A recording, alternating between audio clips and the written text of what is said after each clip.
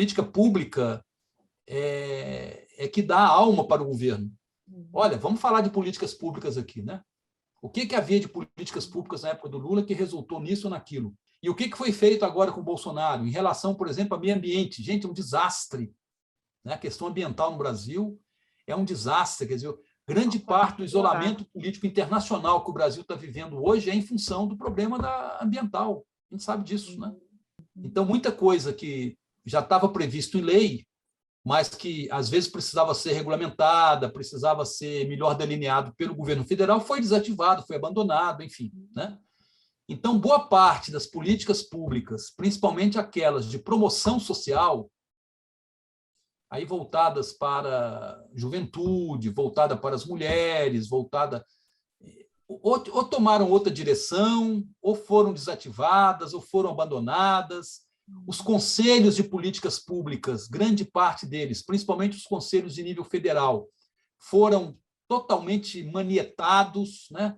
Agora mesmo, recentemente, o Supremo Tribunal Federal considerou inconstitucional a alteração do CONAMA, né? Do Conselho Nacional de Meio Ambiente, que foi totalmente alterado e praticamente toda a representação da sociedade civil foi retirada do Conselho.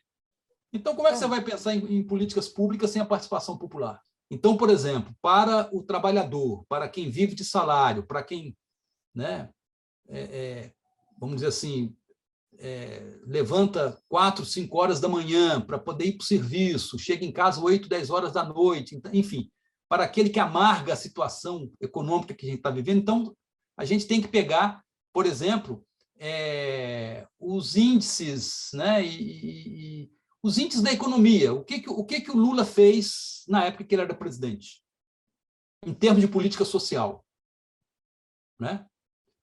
Por que as pessoas puderam viajar de avião? O pessoal gosta muito de falar isso, né? Gente que nunca viajou de avião tirou umas férias e foi viajar de avião. Gente, isso pode ser um negócio assim meio esquisito, meio discurso comum, né? Mas foi verdade isso aí, não foi invenção, não, aconteceu isso mesmo. Quer dizer, as pessoas tiveram, né, uma condição de vida melhor nos anos do PT, não tem como negar isso, né? Houve mais acesso dos mais pobres à universidade. Política de cotas, por exemplo, não foi nem o PT que inventou, isso já vem de antes, lá do PSDB, mas ela teve continuidade e se ampliou muito na época do PT, inclusive com outras políticas que favoreciam a entrada dos estudantes mais pobres na universidade. Isso foi verdadeiro, quer dizer, então, veja, eu acho que o que continua muito justificando, em boa parte, o voto na extrema-direita é a questão da corrupção. É todo um acúmulo de discussão, de notícias. Houve corrupção? Houve, não tem como negar que não houve. Agora, eu acho que se aproveitaram muito também dessa questão, principalmente a Lava Jato, para poder fazer o que fizeram. E aí, as grandes mídias têm muita responsabilidade nisso, Rede Globo tem responsabilidade nisso, SBT tem responsabilidade, esses canais todos aí, no sentido de formar uma opinião pública antipetista e anti-Lula por conta de corrupção que houve lá na Petrobras, que houve, enfim, né? A gente conhece bem isso aí.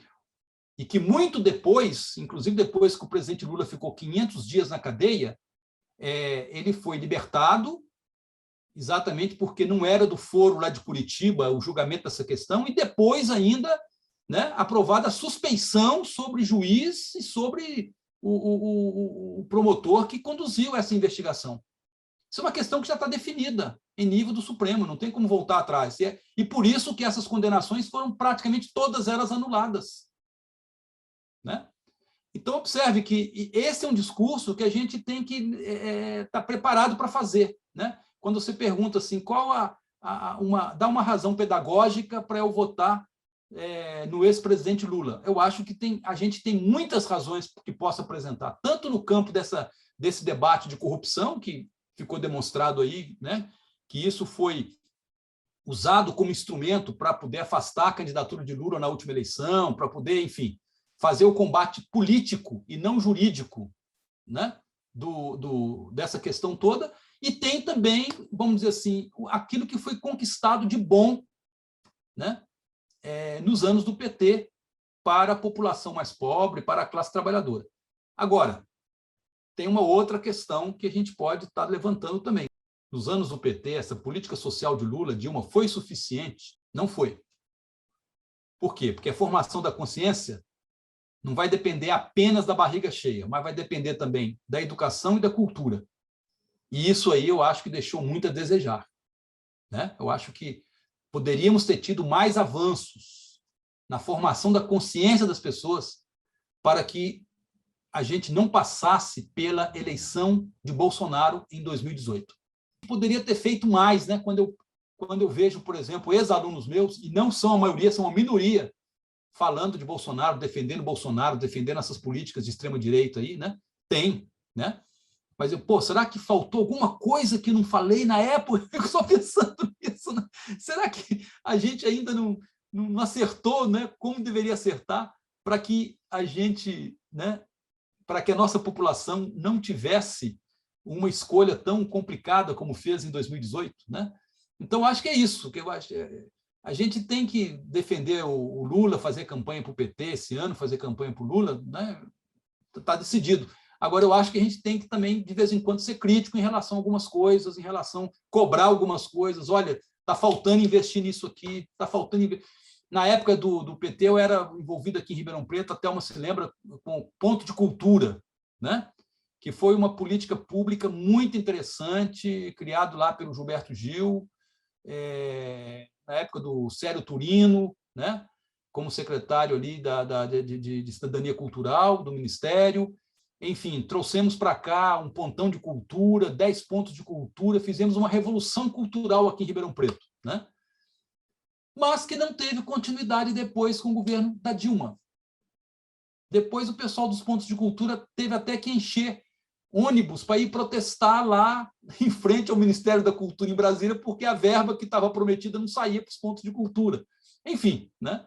Você vê que tem essas nuances todas, né? Que a gente tem que ser crítico também e cobrar, né? Eu acho que a gente está ajudando quando a gente é crítico e quando a gente cobra, permanecendo dentro do mesmo campo, né? Que é o campo popular e progressista.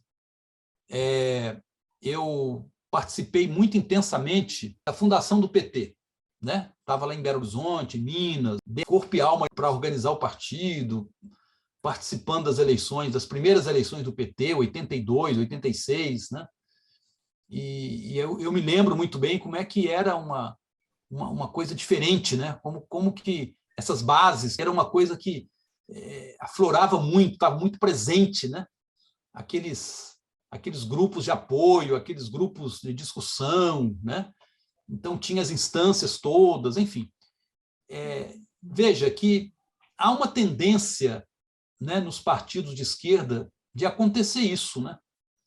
Em todo mundo. Então, você percebe, os partidos de esquerda da Europa, a mesma coisa. Acaba, quando o partido elege suas bancadas, né? Eu lembro que a primeira bancada do PT, bancada lá na Câmara dos Deputados, tinha, eu acho que 8 ou 10 deputados só, né?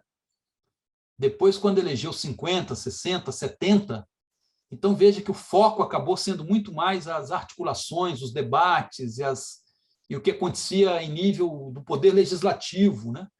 Grande parte das lideranças foram chamadas também, lideranças que eu falo popular, dos movimentos populares, dos sindicatos, né? Acabaram indo fazer parte do governo, porque eram quadros importantes que o partido tinha que chamar.